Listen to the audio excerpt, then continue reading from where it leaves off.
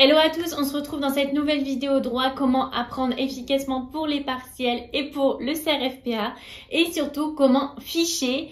Alors si vous arrivez sur ma chaîne YouTube et que vous ne me connaissez pas, je suis Claire Virose. Alors j'ai eu la mention tous les ans, j'ai fait le master de DJCE, donc c'est un master en droit des affaires qui est assez sélectif. J'ai fait une vidéo sur le sujet d'ailleurs, sur comment rentrer dans le DJCE. Et ensuite j'ai été avocate d'affaires, avocate fiscaliste dans un grand cabinet à Paris pendant 2 ans. Aujourd'hui, je suis entrepreneur, je suis créatrice de contenu et je partage tous les samedis matins des vidéos droit sur ma chaîne YouTube pour vous donner des conseils pour réussir vos études de droit, votre carrière d'avocat. J'ai vraiment envie de partager avec vous tous mes conseils, comment j'ai réussi mes études de droit parce que je sais que c'est un petit peu compliqué les études de droit, il y a souvent des rumeurs, on ne sait jamais trop qui croire. Donc moi, je vais vous donner toutes mes astuces pour réussir. Alors cette vidéo elle s'adresse à vous que vous soyez en L1, L2, L3, M1, M2 et que vous vouliez passer le CRFPA. C'est vraiment comment apprendre efficacement et surtout comment ficher. Je vais vous donner ma méthode qui a fonctionné pour gagner du temps. Alors cette vidéo est en partenariat avec Dalloz. Est-ce que vous saviez que la prépa Dalloz existe? Donc c'est la prépa qui est affiliée à l'éditeur juridique Dalloz. Alors je suis super contente parce que ça fait maintenant 2 ans que je suis en partenariat avec la prépa Dalloz. Vraiment c'est une super prépa pour le CRFPA que je recommande. Je vais bientôt faire une vidéo sur le sujet pour vous expliquer comment choisir votre prépa d'été et en quoi consiste exactement la prépa Dalloz. Mais rapidement c'est une prépa de qualité avec des intervenants de qualité, des cours de qualité. C'est surtout une prépa qui se fait en ligne ou sur place. Sur place c'est à côté de Montparnasse et ça se fait en petit effectif. Et surtout l'intérêt de la prépa Dalloz c'est que c'est une prépa que vous pouvez faire à votre rythme. Vous avez chaque semaine des cours, vous avez aussi des examens et tout ça vous pouvez le faire à votre rythme. Ce n'est pas du tout imposé comme dans certaines autres prépas. Surtout la prépa Dalloz vous prépare pour toutes les épreuves, aussi bien les écrits que les oraux. Et je suis super contente parce que j'ai 5% de réduction pour vous avec le code CLAIREVIE5 et c'est un code qui est cumulable avec les offres en cours. Je sais qu'en ce moment il y a des offres. Je vous mets le lien direct dans la description de cette vidéo pour aller voir la prépa Dalloz et également la vidéo que j'ai déjà fait sur le sujet, même si une vidéo va bientôt arriver. Ça m'amène à la première chose que j'ai à vous dire. Pour réviser efficacement, il faut absolument réviser avec votre code civil. Alors c'est quelque chose, moi j'ai découvert comment réviser avec le code au moment du CRFPA, donc c'était un petit peu tardif. Et franchement, c'est un super conseil. Il faut absolument que quand vous lisiez votre cours et quand vous êtes en train d'apprendre votre cours, dès qu'il y a un article, vous vous reportez à votre code civil et vous lisez l'article. Comme ça vous entraîne à avoir à la fois le régime, les conditions et les articles qui correspondent et à les lire aussi. Comme ça, vous savez, ah ok, cet article, ça correspond à ce cours. Alors, c'est super important. Et puis ensuite, vous surlignez l'article. Vous surlignez par exemple les jurisprudences qui sont dans votre cours, qui sont les jurisprudences, par exemple, les arrêts fondateurs. Et ensuite, vous mettez un petit post-it. Alors, j'ai une vidéo spéciale aussi sur le sujet, comment préparer votre code. Donc, je vais pas plus m'attarder sur le sujet, mais vraiment réviser avec votre code, c'est super important. Le code, c'est vraiment un super anti-sèche. Ensuite, on arrive au cœur du sujet et vous allez voir, ma méthode est très particulière puisqu'on va ficher directement le cours. Pas de fiche Bristol avec moi, on fiche directement le cours. C'est un gain de temps énorme et j'avais déjà fait une vidéo sur le sujet au tout début de ma chaîne YouTube. C'est une de mes premières vidéos qui a super bien fonctionné. Tout le monde me demandait un tuto, comment faire exactement, et donc dans cette vidéo vous allez enfin avoir le tuto. Je vais faire en live un fichage de cours avec vous, comme ça vous allez comprendre exactement ma méthode. Donc ma méthode en fait c'est de ne pas faire de fiches. Alors comme tout le monde, j'ai commencé en L1, en L2 à faire des fiches sur des fiches Bristol. Elles étaient super belles et en fait je me suis rendu compte que c'était vraiment une perte de temps puisque vous commencez à recopier le cours, hop, vous faites une rature, vous trouvez que votre fiche elle est plus très belle, donc vous vous remettez à refaire votre fiche. Donc finalement c'est des fiches qui sont super belles, mais pendant ce temps-là vous n'apprenez pas puisque finalement quand on fait une fiche, on va recopier le cours, ok, donc on va commencer à apprendre le cours, mais en fait on va le recopier qu'une seule fois, donc en une seule fois on n'apprend pas vraiment. Et surtout, vous n'avez pas des points de beauté ou d'esthétique de vos fiches. Votre prof, à la fin, au partiel qui va vous corriger, il n'aura jamais accès à vos fiches. Donc, même si vous avez les fiches les plus belles de l'univers, mais que vous ne les apprenez pas, vous n'allez pas avoir des bonnes notes. Et aussi, surtout, le grand danger des fiches, c'est que si vous ne choisissez pas les bons points dans votre fiche, mettons, vous lisez votre cours et vous reportez pas quelque chose qui ne vous semble pas forcément important, et imaginez, c'est ce qui tombe à l'examen, en fait, vous n'aviez aucune chance de l'apprendre, puisque si vous vous êtes focalisé sur vos fiches et qu'il n'y avait pas cette notion, tout simplement, vous êtes passé à côté.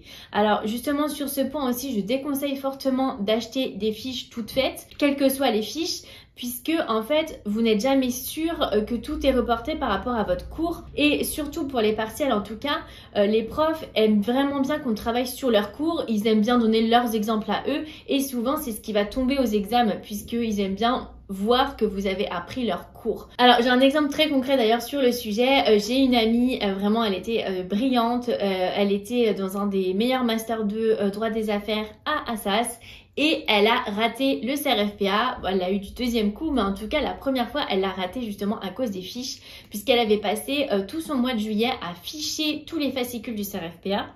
Et du coup, elle a commencé finalement à apprendre ses fiches qu'au mois d'août. Et en fait, elle n'a jamais eu le temps d'apprendre toutes ses fiches. Et du coup, elle a raté le CRFPA. Vraiment, faire des fiches, c'est vraiment une perte de temps. Vous allez passer énormément de temps à faire des fiches et vous n'avez plus vraiment de temps pour les apprendre. Alors, je vais vous montrer tout de suite ma méthode. En quoi ça consiste? En fait, ma méthode, ça consiste en fichant ses cours. Donc, quand vous faites vos cours, vous les avez à l'ordinateur, par exemple pour les partiels, vous allez faire une très grande marge. Vous mettez dans la mise en page, vous mettez vraiment une très grande marge. Ensuite, vous imprimez vos cours. Donc, il faut essayer de les imprimer assez régulièrement pour pouvoir travailler ensuite dessus à l'écrit. Et ensuite, une fois que vous les avez imprimés, vous allez voir, on va pouvoir ficher dans la marge avec les notions importantes. Et donc, ce qui est super intéressant, c'est que vous allez directement dans le cours, dans la marge, vous allez en fait extraire les notions qui sont importantes du cours. Vous allez mettre le mot en gros qui est important du cours. Donc ça va vous faire comme une petite fiche. Je vais vous montrer tout de suite après, mais par exemple s'il y a une def, vous écrivez def à côté. Si par exemple il y a des conditions, vous écrivez avec des tirets les conditions. Et en fait en gros après, en regardant juste votre marge, vous allez avoir une fiche qui est créée. Et donc vous allez apprendre votre marge par cœur. Et c'est super intéressant parce que moi par exemple avant un partiel, en fait ce que je faisais, c'est que je relisais ma marge, toutes les marges comme ça, en essayant de me rappeler ce qu'il y a dans le cours à droite. Et alors, je ne fais pas de fiches, mais la seule fiche que je faisais, c'était le plan du cours. Donc, soit vous imprimez votre plan de cours, soit vous recopiez tout le plan du cours.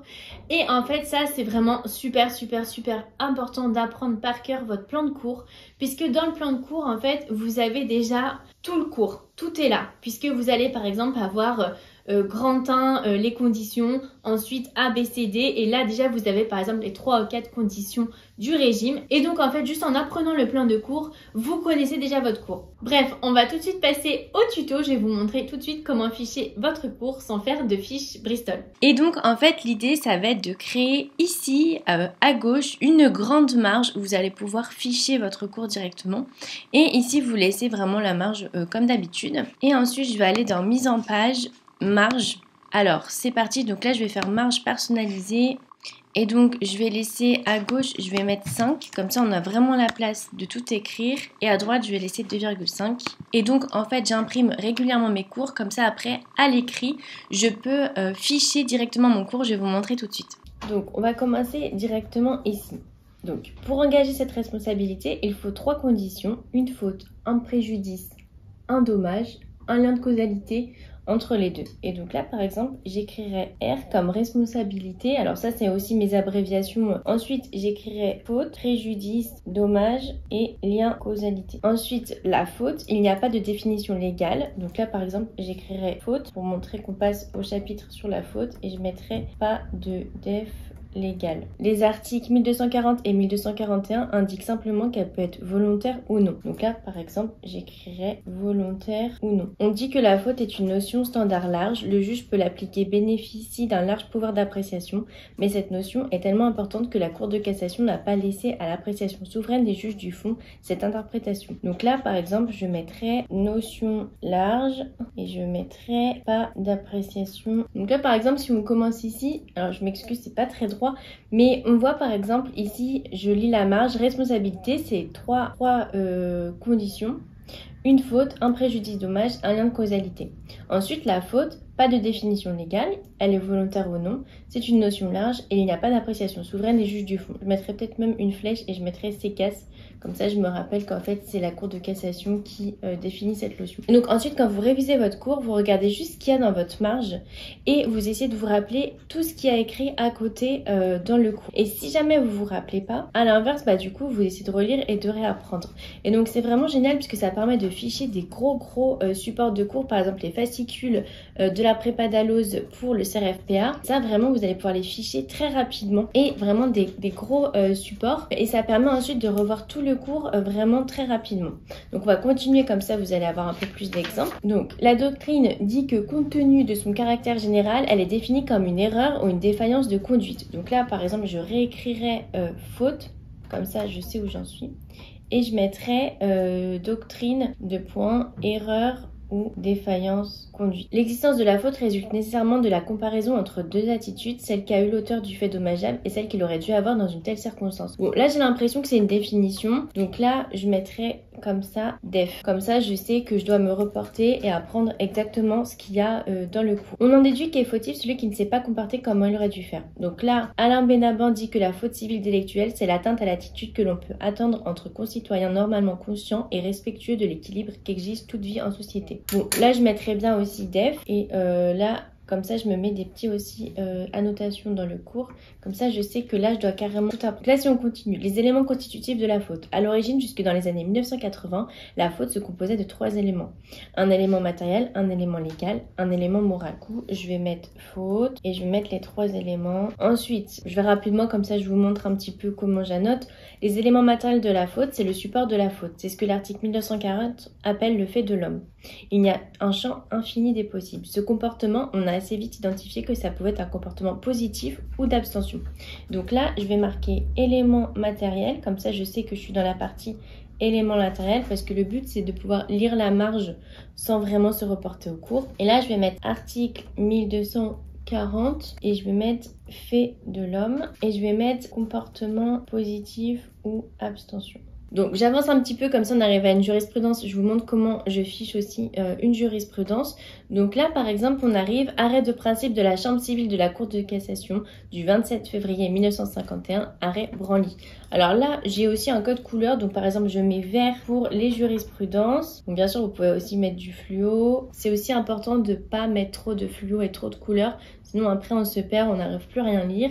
Donc là par exemple je vais marquer arrêt principe et je vais marquer CCAS 27 février 51 Branly. Ça, et là je m'arrête pas seulement à écrire ça, je vais aussi écrire ce qu'il y a dans l'arrêt. La jurisprudence a admis qu'une abstention pure et simple soit considérée comme un élément matériel de la faute si le citoyen raisonnable placé dans la même situation ne se serait pas abstenu. Donc là on va mettre abstention et on va mettre faute. En gros je mets que ça, mais vous pouvez aller un petit peu plus dans le détail si jamais vous vous rappelez pas bien ou si vous avez besoin de plus. La preuve de cet élément matériel relève de l'appréciation des juges du fond. Ils sont souverains pour dire si le comportement a eu lieu ou non. Donc là je mettrai appréciation souveraine juge du fond. La victime doit établir l'existence d'un comportement potentiellement fautif. Article 1353, charge de la preuve. Donc là, je vais mettre preuve comportement fautif. Voilà. Après, si on continue, l'élément légal de la faute. L'élément légal de la faute, c'est la qualification juridique du comportement de fait qui en constitue l'élément matériel. Donc là, par exemple, je mets à côté def, comme ça, je sais que je me reporte. Cette opération de qualification juridique relève de la compétence de la Cour de cassation. Donc là, je mets qualification CCAS. J'écrirai aussi faute, comme ça, je sais que je change de partie. Donc là, voilà, si on revoit un petit peu tout ce qu'on a déjà annoté et fiché, comme vous avez vu, déjà, ça a été super rapide. On vient de ficher 3 pages. Imaginez si vous aviez dû tout réécrire sur une feuille Bristol, le temps que vous auriez mis. Et donc là, par exemple, en relisant, on voit très rapidement tous les points clés du cours. Et donc, ça permet, vous, d'apprendre uniquement ces points. Et ensuite, quand vous relisez, vous essayez de vous rappeler tout ce qu'il y a à côté. Et donc moi, ce que je faisais, par exemple, une petite technique, c'est que quand je révisais, par exemple, je révisais comme ça avec une feuille. Et alors, je lisais faute, doctrine, def, et j'essayais de me rappeler les définitions entières. Vous pouvez écrire aussi à quoi correspond cette définition, par exemple si c'est élément matériel, faute. Et ensuite, j'essaie de me rappeler tout en cachant et si je me rappelais pas bien, je relisais.